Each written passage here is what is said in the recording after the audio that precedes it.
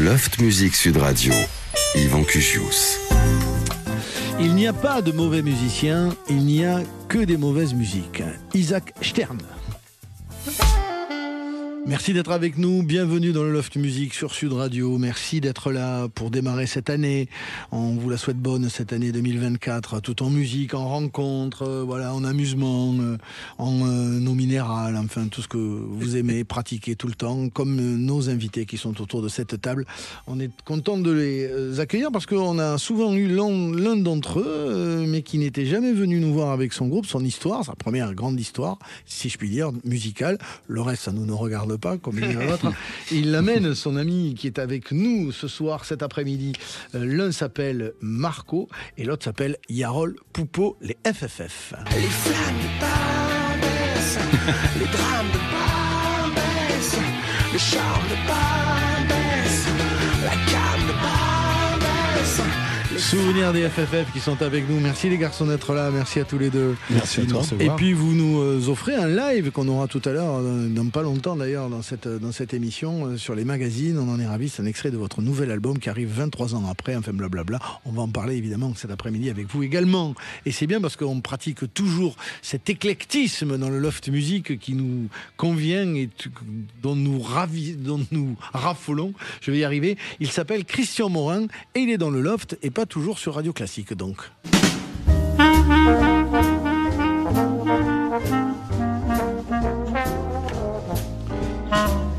Merci d'être avec nous Christian Morin, passionné de musique. En présence de Yarol et de c'est Mario. Yarol Marco, pardon. C'était presque ça. Il n'y a qu'une chose, la seule chose que j'ai piqué à Laurent Gérard, c'est pour Yarol, je vais dire bonjour, c'est Johnny. Oui, je dois ça. dire que ce cher Johnny, je voudrais vous remercier tous les deux pour la musique que vous faites, mais Yarol en particulier parce que Yarol. Yarol, oui. Yarol. Ça y est, là on le tient pour toute l'émission. Yarol. J'ai eu tellement de plaisir à vous entendre avec tout le groupe autour de Johnny que j'en profite pour vous remercier aujourd'hui. Ah ben merci beaucoup. En vous souhaitant une bonne année à tous les deux. Oui, parce qu'effectivement, Christian, tu me permets de rebondir sur les FFF. Dernier album remonte il y a 23 ans, Vierge. Et puis, le début du groupe encore plus en avant. Une séparation, comme dans beaucoup de groupes. Et puis, chacun va à ses occupations musicales. Pour toi, Marco, il y a du cinéma, il y a toujours de la musique, il y a du théâtre. Yarol, il y a cette rencontre avec Johnny Hallyday. Et puis, finalement, une évidence qui fait que voilà, vous vous retrouvez. Ça veut dire que vous n'êtes jamais trop éloignés. Vous êtes restés amis.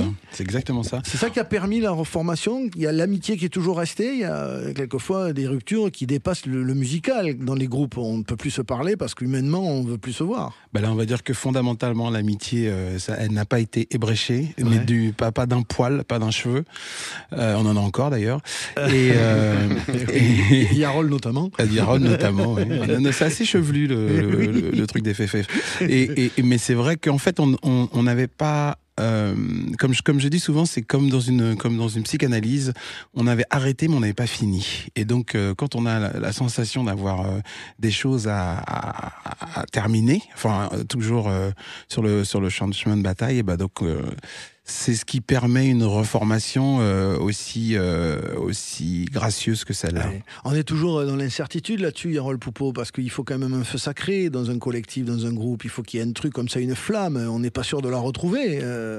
Alors, pendant les 23 ans qui séparent la sortie de l'album Vierge... Raconte ce que tu as fait pendant ces 23 ans, Yarol. Non, mais on a toujours continué à se voir et on a toujours continué à faire de la musique ensemble. On a fait quand même beaucoup de concerts, on a tourné, on a fait pas mal de festivals, on a fait des concerts fantastiques à Paris. On a même sorti des titres, d'ailleurs. On a sorti un titre. Mais oui, j'ai vu ça, voilà, on s'est toujours vus pour faire de la musique ensemble. On n'a jamais vraiment perdu le lien. C'est pas comme si, tout d'un coup, on s'était retrouvés 23 ans plus tard. Voilà, donc on a toujours continué à faire de la musique ensemble. On a essayé d'avoir le matériel suffisant pour faire un album.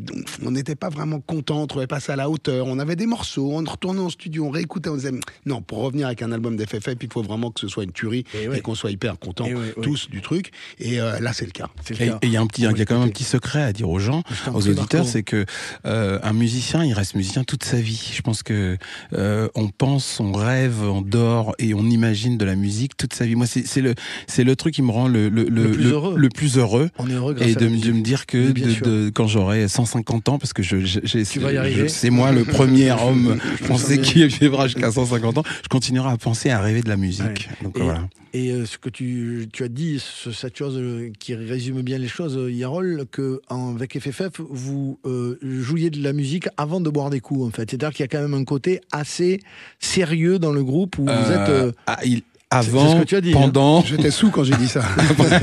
tu as dit ça, c'est-à-dire qu'on pense à faire de la musique presque avant de penser à faire la fête. Est-ce que ça résume un peu l'idée ? La musique est une fête en soi. Oui. Oh, c'est beau. C'est-à-dire beau que ce là, que tu dis, franchement, Harold, non, je mais le sens. C'est également un cri qui vient de l'intérieur. voilà, non, mais sans blaguer, Comme il te charme en marquant. les fêtes les plus dingues qu'on a fait ensemble, c'était sur scène. Ah ouais. C'est-à-dire que les souvenirs de soi, de fêtes, mais je veux dire des trucs qu'on n'a même pas, on se rappelle, on se dit mais c'est pas vrai, on n'a pas vécu ça. Ouais. La vraie fête entre guillemets, elle est un peu terne à côté de ce qu'on vit ensemble sur scène. On a eu des périodes de réelle lévitation physique. Il y a vraiment des moments où la musique nous traversait et on avait ce partage avec le public qu'on a toujours eu, parce que l'expression scénique pour nous c'est vraiment c'est là que ça se passe. C'est là où on se défie chacun face à son instrument et face au public. Et là il nous est arrivé les pires et les meilleures histoires. En 91, Souvenir, le groupe FFF avec Marco. Je l'ai pas entendu depuis longtemps.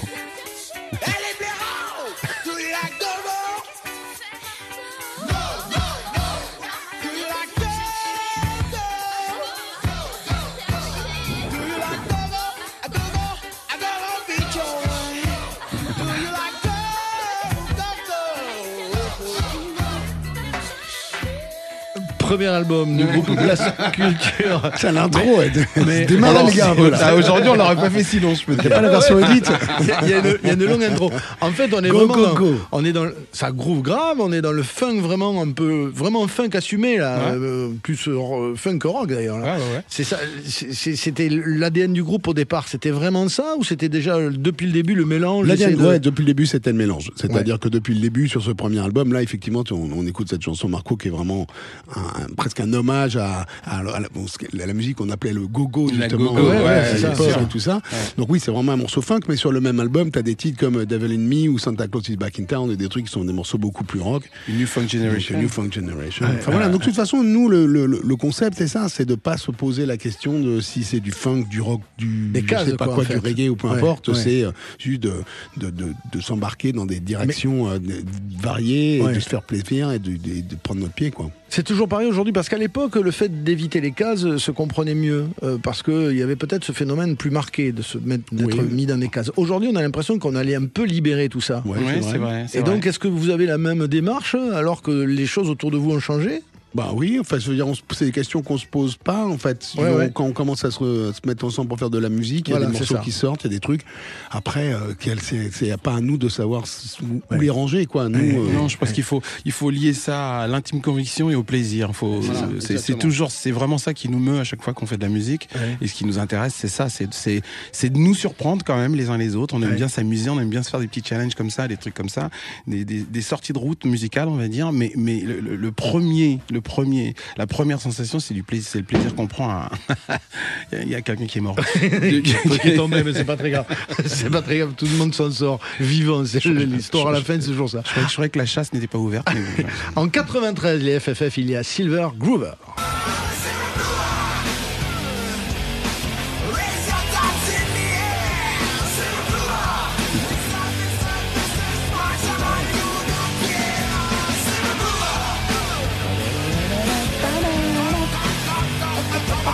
Alors là, justement, l'influence, deuxième album, l'influence a évolué un petit peu. On est plus dans le métal, là. On entend encore des réminiscences de funk, mais on a eu un rock, un son beaucoup plus électrique. Oui, ça dépend des titres, encore une fois. Parce que sur cet album-là aussi, il y a une chanson qui s'appelle Des Illusions, qui est un vrai morceau hyper funk. Enfin, c'est un peu à chaque fois.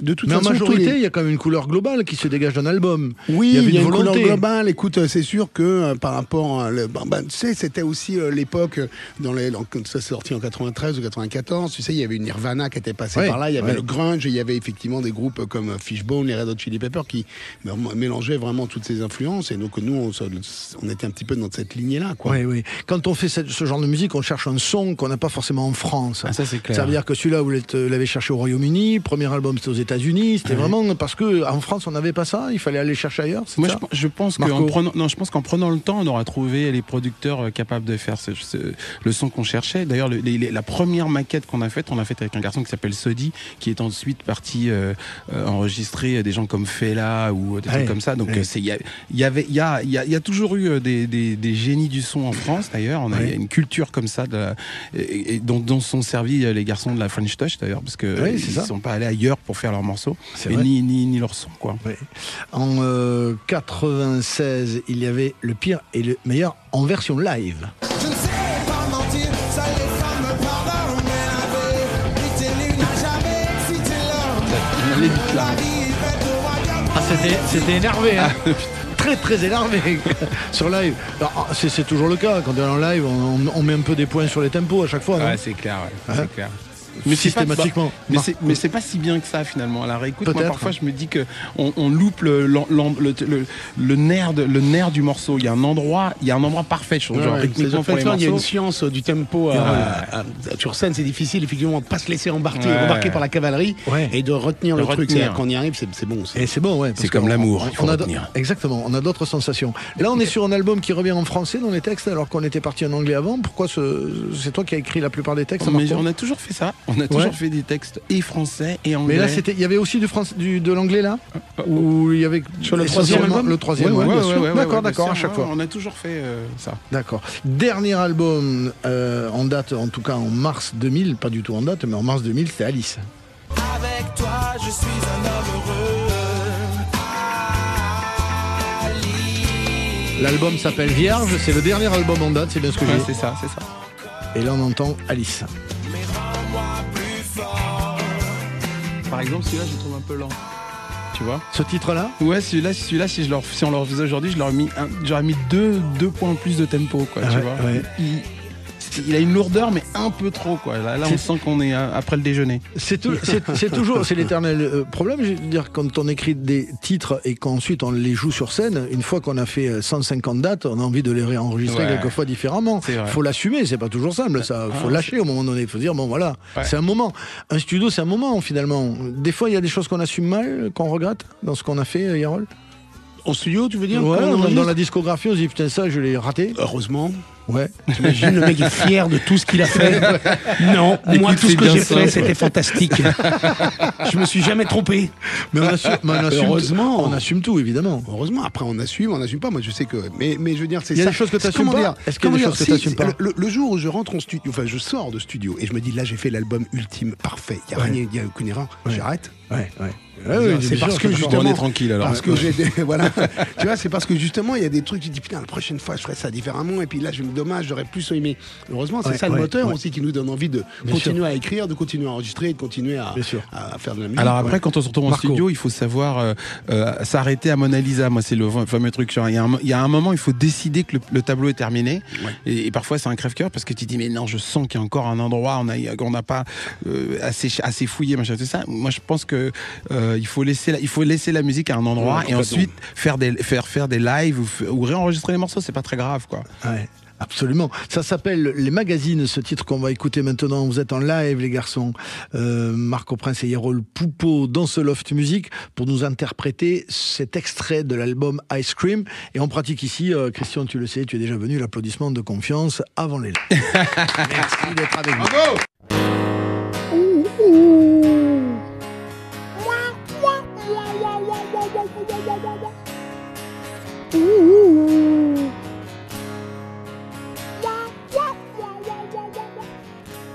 T'as l'irrévérence d'une jeune fille de France. Baby Jane, tu vas saisir toutes tes chances. Un monde à toi, bercé d'insouciance, de défonce, d'éclat et d'exubérance. Divine demoiselle, diva divine dans le divin débat de l'innocence et la naissance qui la met dans tous ses états dégainés. Regarde-moi qui l'échapperont bouche jusqu'à toi. Le grand méchant lui dit de ses lois que Baby Jane ne connaît pas. Elle déambule le volubile dans la forêt immobile, fascinée par les chants des sirènes de larmes et de joie. Elle s'en est allée pour toujours. Elle s'est parée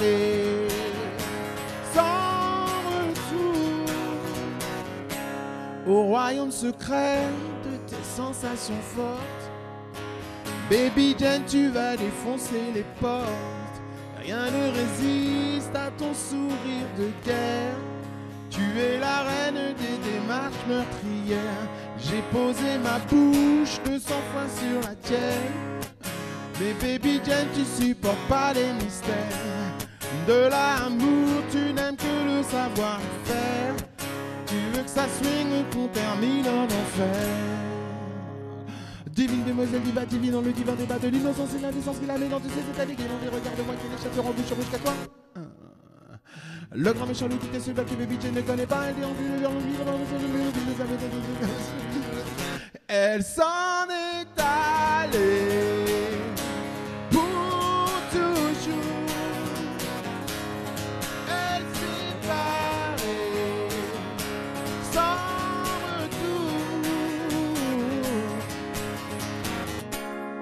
Baby Jane part à la chasse aux papillons. En tenue légère, il a eu polisson. Le macadam glacé des boulevards impudiques reflète des vérités moins bibliques. Si le passé nous frappe, c'est l'avenir qui saigne. Baby Jane, t'as su encaisser les bains. C'est la fin du game, la fin de l'histoire. Jeu de séduction, jeu de pouvoir. Divine demoiselle diva, divine dans le divin débat de l'innocence et l'indécence qu'il a mis dans tous ses états déguisés. Regarde-moi qui l'échappe en bouche que toi.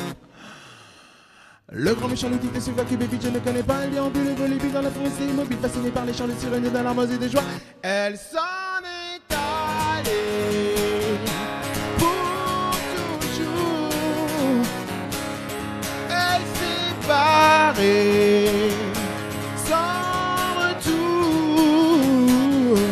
Elle s'en est allée pour toujours.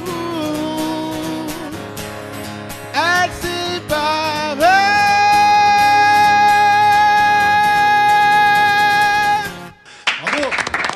Les magazines live. Merci. Yarol Poupeau et Marco Prince, extrait de leur nouvel album Ice Cream, qui est sorti le 24 novembre dernier. Tu voulais dire quelque chose? Oui, Christian je Morin? retiens une phrase de Marco qu'il faudra mettre dans un livre quelque part, ou dans un thème, pourquoi pas. On s'est arrêté, mais on n'avait pas fini. Je trouve que c'est très beau. Ouais, oui, à garder. Coitus interruptus. C'est ça, je suis d'accord. Sans aller jusque dans cette intimité, je m'arrêtais sur le plan musical. Ouais. Quand on revient comme vous le faites, il faut se remettre quand même vachement en question, parce que on ne sait pas comment le public a évolué. Il faut avoir beaucoup d'humilité, remettre tout à zéro, les compteurs à zéro, voir ce qui a changé, ce qui n'a pas changé, comment on a évolué soi-même, se dire aussi qu'on n'est plus dans la même énergie physique. On a pris des années. Non. Ça, non. Non, mais l'idée. Mais on a pris des années forcément. Ah bah, donc on n'est peut-être pas le même à 20 ans sur scène qu'à 40. Alors sur scène, on verra. Ce qui nous a passionné au départ, c'était de faire cet album. On l'a fait avec le plus d'honnêteté possible face à ce qu'on avait dans les tripes et dans la tête et dans le cœur. Et ailleurs aussi, mais l'idée c'était que cet album soit pas une espèce d'anthologie des années 90. Nous on avait envie de faire un album d'aujourd'hui et je pense que c'est ce qu'on a réussi à faire. C'est la vraie gageure pour nous, c'était pas de refaire un album qu'on avait déjà fait, mais plutôt de s'investir dans une musique qui va nous porter vers un prochain album même. Alors, d'ailleurs. Pour ça vous êtes parti dans la campagne new-yorkaise, j'ai vu, pas new-yorkaise. New-yorkaise. En fait c'est pour ça que vous l'avez fait. Paris-New York. Les gens croient. C'est New York ou New Paris, York? Paris-New York. C'est ça.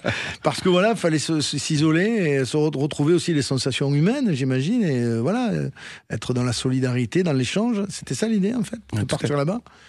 Et ça fonctionnait tout de suite, en fait. Comment on démarre quand on se retrouve ensemble pour faire un album? Le premier jour, il se passe quoi? Bah déjà, on a été faire des courses. C'est ce que j'allais dire. C'est exactement ce qu'on va manger au déjeuner, les gars. Voilà. En fait, c'est vrai, tu dis ça en rigolant, mais bah non, oui, bien sûr, mais oui, mais on vit ensemble. Donc c'était, en tout cas pour nous, alors je vais pas dire aussi important que la musique, mais c'est vrai que c'était une grande partie aussi du fait de retravailler ensemble, c'est de se retrouver pour vivre ensemble. Dans un groupe de rock, quand on est en tournée ou quand on est en studio, on va dire qu'on passe 1h30, 2 heures sur scène tous les jours, mais tout le reste du temps, on est tous ensemble et on fait d'autres trucs. Donc heureusement qu'on s'entend bien, heureusement qu'on rigole, heureusement qu'on fait des blagues et voilà. Et donc il y avait aussi tout ça qui était important pour nous avant de faire. Ça s'entend dans la musique quand c'est des gens qui s'entendent bien, qui ont envie de se marrer ensemble, de faire un truc et de partager un truc ensemble, plutôt que l'autre qui arrive à 14h et qui repart à 16h. Enfin, c'est clair. Donc non, c'était vraiment, on a vraiment passé beaucoup de temps ensemble à faire de la musique, mais à faire plein d'autres trucs. À vivre. À vivre, exactement. On va écouter des extraits de votre nouvel album tout à l'heure, Ice Cream. Ça aurait pu figurer dans ces notes légères, cet ouvrage, Nouvelle histoire légère de la musique classique. Il y a une ouverture sur le jazz. Christian Morin.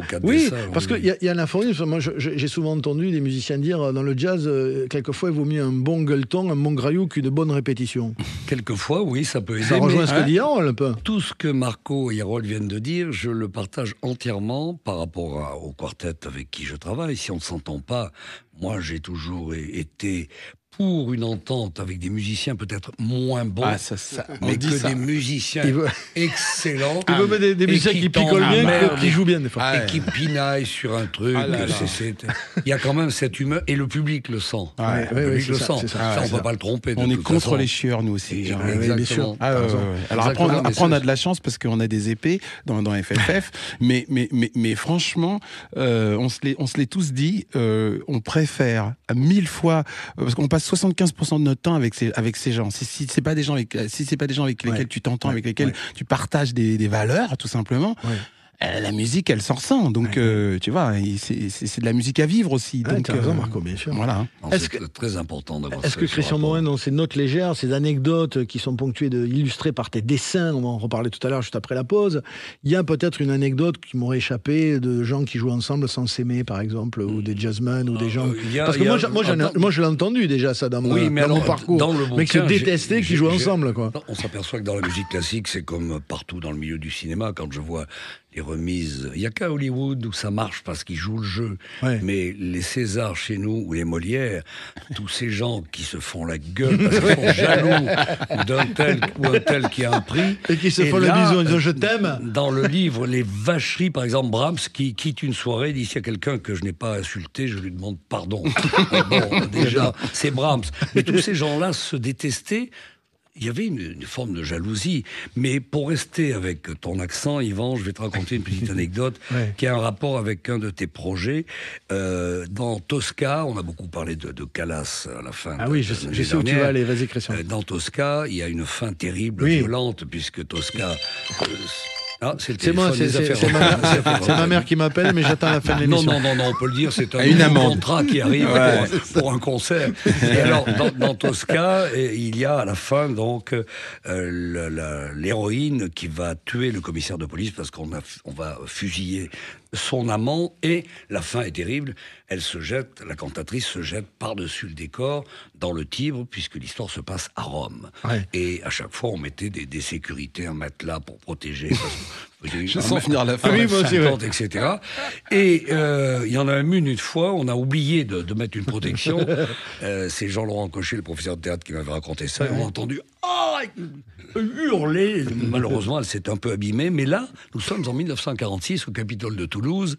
Et le commissaire de police qui va être poignardé, Scarpia, c'est Pierre Nougaro, le père de Claude, qui chantait remarquablement bien. Et la chanteuse en question s'appelait Raymonde Lapère. Raymonde Lapère, je ne connais pas. Et au moment où elle s'est jetée dans le Tibre, il y a un des machinistes qui avait une idée, il s'était dit, ce serait peut-être pas mal, il a mis un trampoline. Qui fait que... Alors, comme c'était pas très haut, elle a rebondi 3 fois, ce qui nous permet de dire aujourd'hui, la paire, il n'y en a pas 2, en quelque sorte. Voilà le genre tout à fait que l'on retrouve.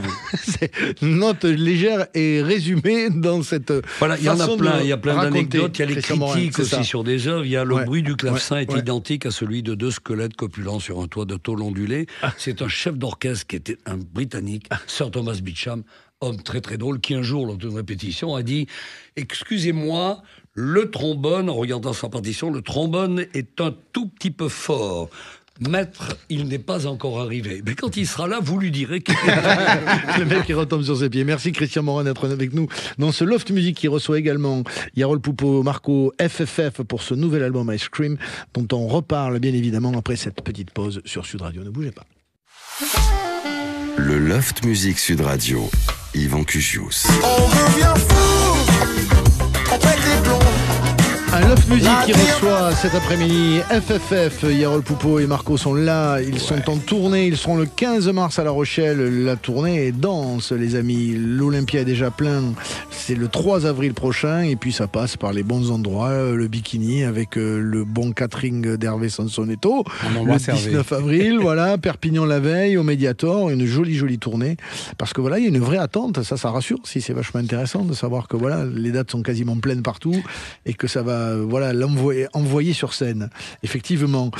C'était clairement un questionnement, mais c'est un ravissement de voir ça. Là, toutes les salles pleines de Nantes, La Rochelle, la réponse est là. l'Olympia, c'est trop beau. C'est trop bien beau. Bien sûr, et nous sommes également avec Christian Morin, un homme bien dans ses pompes, qui a une vie d'un enfant qui s'est amusé sans avoir l'impression de jamais travailler, Christian Morin. C'est pas normal. J'aurais pas pu être Premier ministre, par exemple. Quand je les vois, ils sont très très sérieux. Ouais. Comment tu as réussi à avoir cette vie? Tu as fait que ce que te plaisait, des choses très différentes d'ailleurs. Mon père a été pour beaucoup, parce que quand j'ai commencé au lycée, au collège, déjà j'avais quelques dons pour le dessin, donc il m'a fait faire un test psychotechnique qu'on se faisait à l'époque.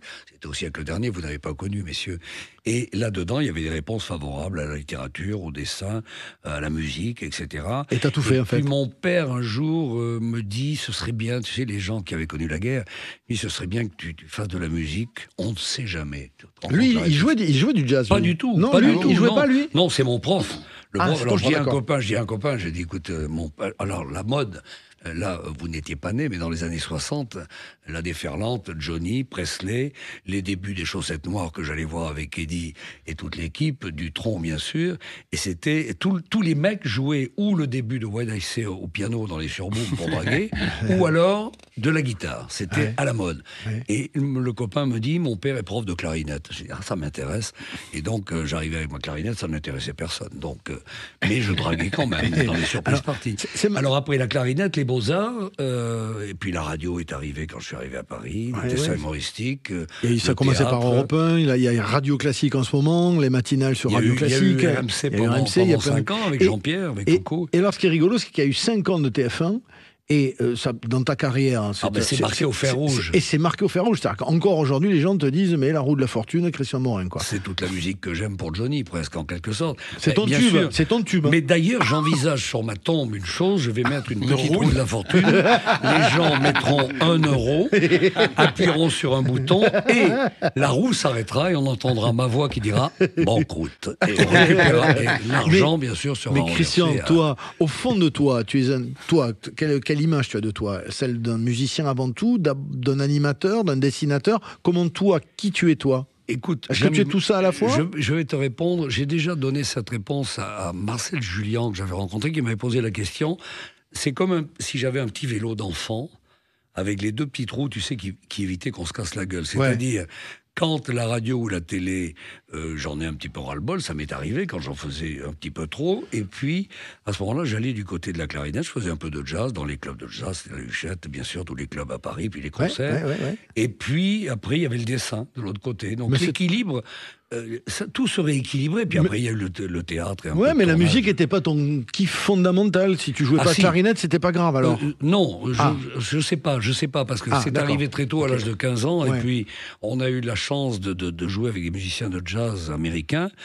Quand je suis allé chercher à la gare de Bordeaux. Quand ils sont arrivés, les mecs, ça a déferlé en France. Buck Clayton, l'ancienne trompette de Count Basie, je parlais pas anglais, lui parlait français, et puis un jour, il est venu avec tout l'ancien orchestre de Basie, sans Basie qui venait de décéder, et Buck Clayton s'occupait de la tournée européenne, et il m'a dit, tu vas prendre le clarinette et je vais t'inviter, et je me suis retrouvé avec l'orchestre de Basie chez Maxims, dans le fond, sur la petite estrade. ça décoiffe un peu. Mais tu m'étonnes. Quel bonheur. Les garçons, ça s'appelle Notes légères et c'est truffé d'anecdotes autour de la musique classique la plupart du temps. Tu es allé chercher certainement, ou d'ailleurs comment tu as travaillé, parce que là il y a des trucs complètement inconnus du grand public. Un de mes amis qui a travaillé déjà sur le premier volume, Jean-François Pittet, qui a travaillé pendant 14 ans avec Cabu, et qui était un bon copain, d'ailleurs ça lui est dédié, ainsi qu'à Sampé Uderzo, et on recherche à droite et à gauche des anecdotes, des histoires, à condition que ce soit... Toutes les anecdotes sont vraies, donc, mais il faut que ce soit léger. Puis vous êtes d'accord, je pense, Marco et Yarol, un peu de légèreté en ce moment, ça ne fait pas de mal. Mais Beethoven était indélicat, par exemple. Il souillait ses partitions. Il y avait du pinard dessus, des traces de pinard, tout ça. Oui, mais puis d'autres choses que ça casse le mythe, quoi. Ça casse le mythe, mais ces gens-là travaillaient chez eux, donc c'est comme Schubert. Un jour, j'écoutais une pièce de Schubert, je dis au directeur de la musique à Radio Classique, je dis, mais quand on entend cette musique magnifique, on se dit, mais le mec, il est chez lui, il a des problèmes en amour, il n'a pas de nana, il n'a pas d'argent, il a un piano, il a une bougie sur le piano, il dit, mais c'est ça. C'était ça aussi, la composition. C'était pas toujours très joyeux. Et quand on pense que tous ces gens-là, pour la plupart, sont morts très jeunes, il y a un homme qui a fait la jointure entre le jazz et le classique, c'est Georges Gershwin. Oui. Les gens pensent qu'il est mort très vieux. Il est mort à 37 ans, Gershwin. Tu imagines ce qu'il aurait pu continuer à faire et ce qu'il avait déjà fait à 37 ans. Donc, on parle aussi Ira et Georges, les deux, ils sont très puissants. Ben oui, complètement. On parle aussi de Glenn Gould, par exemple, que le grand public a découvert. Ça, j'adore l'anecdote avec la chanson de Moran. Oui, tout à fait. Par Glenn Gould, Ma raison s'envole, je crois, sur le prélude de Bach, et qui était un hypochondriaque, et un mec qui faisait chier, pardonne-moi l'expression, les organisateurs des concerts, parce que c'était infaisable. D'abord, il aimait plus tellement faire des concerts, et alors son père lui avait aménagé une chaise. Glenn Gould avait une particularité, il était presque au niveau du clavier quand il jouait. Il râlait. Incroyable. On l'entendait. Il parlait. Donc, Oscar Peterson le faisait ça aussi. Une chaise que son père lui avait réglée, toute petite, on avait coupé les pieds. Enfin, c'est très intéressant. Mais la musique reste là et c'est le principal. Et puis il y a toutes les anecdotes après les citations. J'ai fait celle de tout à l'heure avec Isaac Stern. J'aurais pu aussi je vais vous en donner une. Jean Sibelius. Juste celle-là, je ne connais pas de statue qui ait été érigée par un critique. Ça, c'est Sibelius. Pour un critique, parce que les critiques se font défoncer. Mais alors, à propos de critiques, justement, ça fait du bien. Quelque chose, si un jour on vous enquiquine un petit peu, on vous emmerde tout simplement. Ça arrive, non, les garçons? Je vais vous dire une chose, il faut collectionner les pierres que l'on vous jette. Et elles peuvent vous servir de piédestal. C'est Hector Berlioz qui a dit ça. Comme ça, l'affaire est réglée. Les garçons, on est confrontés à ces critiques, à ce métier, de gens qui vont juger, qui vont vous dire, qui vont vouloir analyser les trucs. Ça rejoint ce que disait Yarol. Vous, la musique, vous la faites sans la réfléchir spontanément. Et puis il y a toujours des gens qui vont disséquer les trucs. C'est un peu saoulant des fois, ça. Mais les critiques, c'est ça qui nous fait avancer aussi. Oui, c'est vrai. Moi, quelqu'un qui trouve tout ce que je fais absolument génial de A à Z, ça m'intéresse moins son avis que celui qui va me dire, ok, c'est pas mal ton truc, mais là, quand même, franchement, t'as un peu... Ça arrive. Bien sûr, ça arrive. Et c'est en général. On a beaucoup de potes musiciens.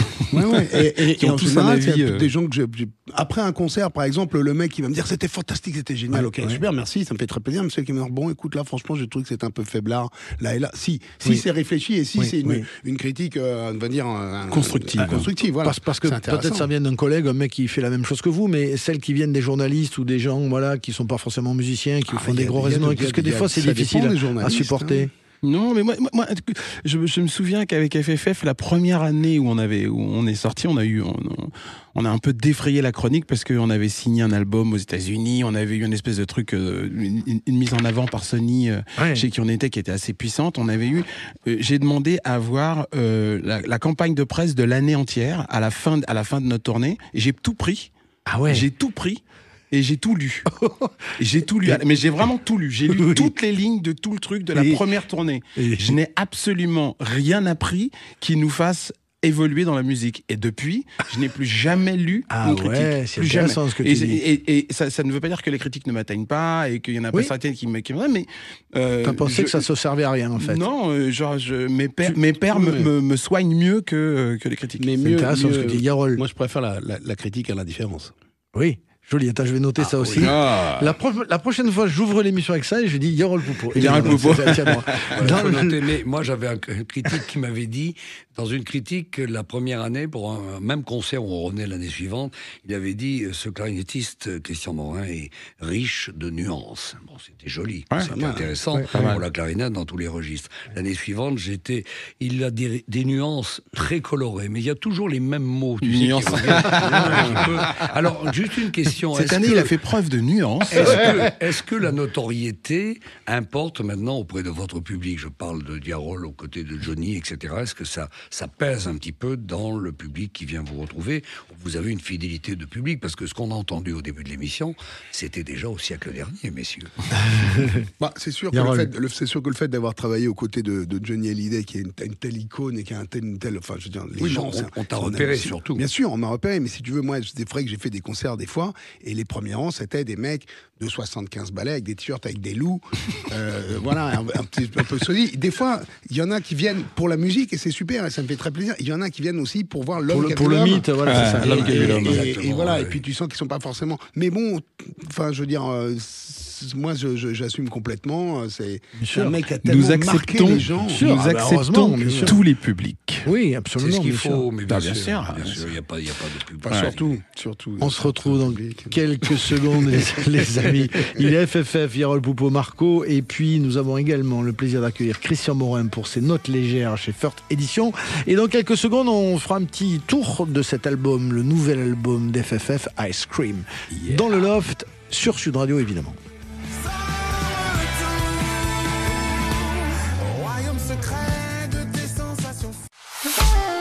Le Loft Musique Sud Radio, Yvan Cugius.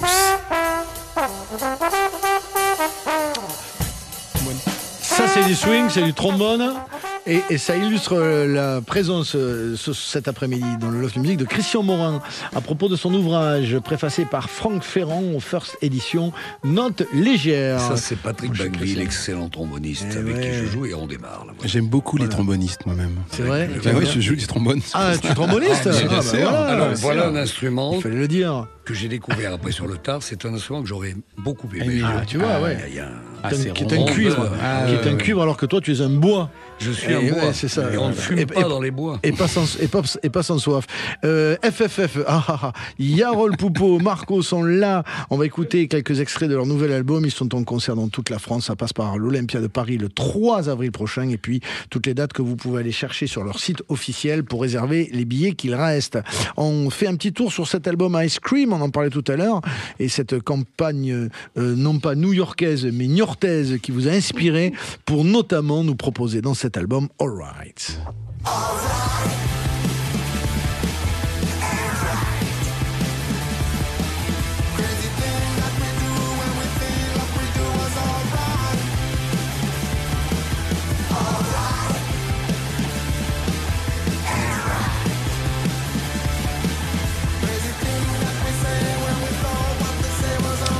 Ça vous laisse imaginer comment ça va envoyer sur scène quand même, donc précipitez-vous. Il est également toujours dans la tradition de ces textes en anglais et en français. Je pars. Mais je pars sans savoir quelle sera la fin de l'histoire. Je pars sans y croire. De quoi seront faites nos victoires? Quand on écrit, quand on réalise ensuite, vous avez vous-même réalisé l'album, j'imagine? Non, justement, on a fait appel à un copain à nous, Dimitri Tikovoy. Voilà, c'est ma question. Non, en fait, on est tous les quatre déjà réalisateurs et tout, et on a eu vraiment besoin de quelqu'un, d'une oreille externe et de quelqu'un qui, justement, on n'avait pas envie de... Ouais. Et quelles indications, par exemple, vous avez données à ce Dimitri? Alors, vous saviez où vous alliez exactement? On voulait faire un disque de demain et pas un disque d'hier. C'était juste ça. Voilà. Ouais, ça c'est des mots en fait, mais concrètement. concrètement. Oui, mais c'est important. Dans le son, dans quoi? Bien sûr, Ouais, dans bien le sûr. son, dans l'énergie choisie, dans les thèmes abordés, dans être des artistes d'aujourd'hui et pas seulement des reliques d'hier, c'est important. Ouais, c'est ça. Tu dis d'ailleurs, j'ai vu sur une interview que vous vouliez redonner le sens de l'empathie aux gens. Ça, c'est tellement important en ce moment. Je pense que si jamais ce disque-là devait servir à une chose, si ça peut faire ça, ce serait extraordinaire. Mais quand on était gamin, on a écrit un morceau qui s'appelait Assez de haine, et c'était les grandes arrivées de Touche pas à mon pote à ces périodes-là et tout ça. Et on avait vraiment l'impression qu'en chantant une chanson, on allait régler le problème du Front National et qu'on n'en parlerait plus de ce truc comme ça et ça. Semble-t-il, il va falloir qu'on fasse encore quelques chansons quand même. Oui, parce qu'on se rend compte de ce qui s'est passé quand on s'est penché il y a 20 ans, 25 ans dans l'écriture et 25 ans après.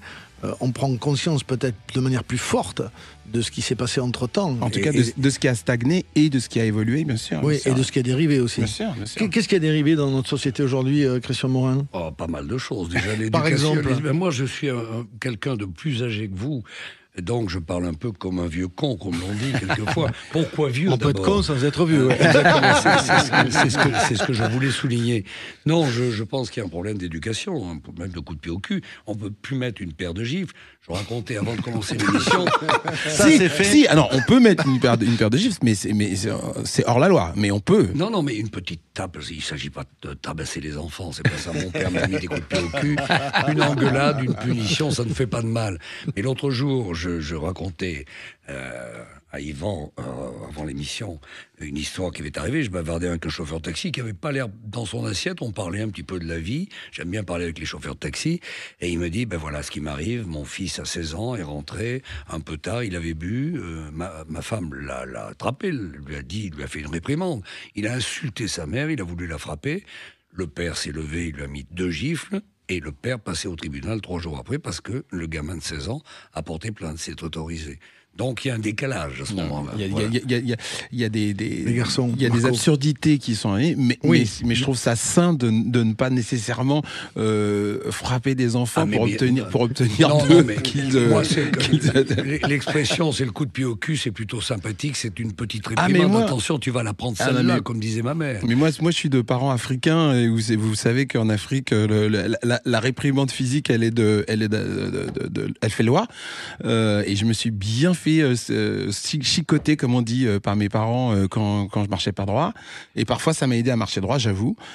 J'ai jamais levé la main sur aucun de mes enfants et j'ai quand même l'impression d'avoir eu de l'autorité sur eux. Alors, ils sont pas tous encore arrivés au bout. Il y en a encore le plus jeune à 12 ans, donc il peut encore faire quelques conneries. Mais il y a peut-être de nouvelles manières d'imposer de l'autorité. Moi, comme je n'ai pas frappé le mien, il est déjà arrivé jusqu'à 38 ans. C'est bien. C'est bien, enfin, Christian, la bravo. musique, je ne connais pas tout le reste de l'album. Il y a quelque chose qui m'a accroché Vas-y, Christian, tout à l'heure, c'est Je pars. Ouais, c'est ce qu'on vient d'écouter, je pars, effectivement. Oui, non, mais je sais pas, il y a quelque chose là dedans. Il y a un son de toute façon chez FFF, évidemment. Il y a également Love Train. Welcome to the love train. Welcome to the love train. Qu'est-ce que tu disais, Marco? Non. Ça, c'est Private Joke, c'est ça. Ouais. Tu sais, parce que alors FFF c'est quand même une espèce de grand apprentissage de la démocratie. Fédération française, pardon, on l'a même pas dit pour les gens qui connaissent pas. Fédération française de funk. De funk avec un O. Avec un O, c'est le funk et le rock mélangé. Et le rock mélangé, pardon. Et du coup, on a des discussions mais interminables sur le 1. Alors c'est pour les gens qui font de la musique, le premier temps. Ouais. Comment tu ressens le premier temps, pas sur le rôle, c'est vraiment le temps par lequel commence la mesure. Mais où est-ce que tu le places au niveau du feeling, au niveau du groove. Mais alors ça on peut parler de ça pendant des heures. J'adore. Mais des heures, savoir où tu mets le 1 et c'est hyper important. Et alors le 2 laisse tomber. Quand on arrive au 2, alors là tout le monde est couché quoi. Si quelqu'un dans le public après un concert vous dit le 1 très bien. Là, je peux dire, on l'écoutera. Là, le mec, tu l'invites à boire un coup dans les loges direct. Il a également ceci, Death on the Dance Floor. Nobody wants to feel the pain, no one wants to dance in the rain. They'd rather keep their distance far than kiss a shooting star.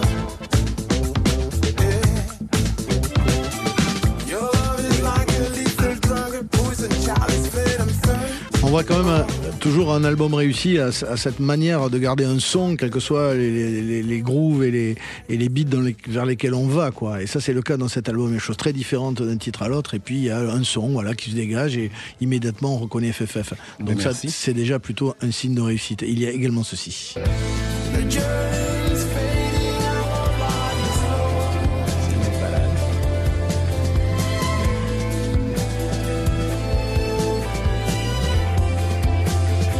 Il y a également dans cet album FFF Tout ce qu'on fait avec 3 F.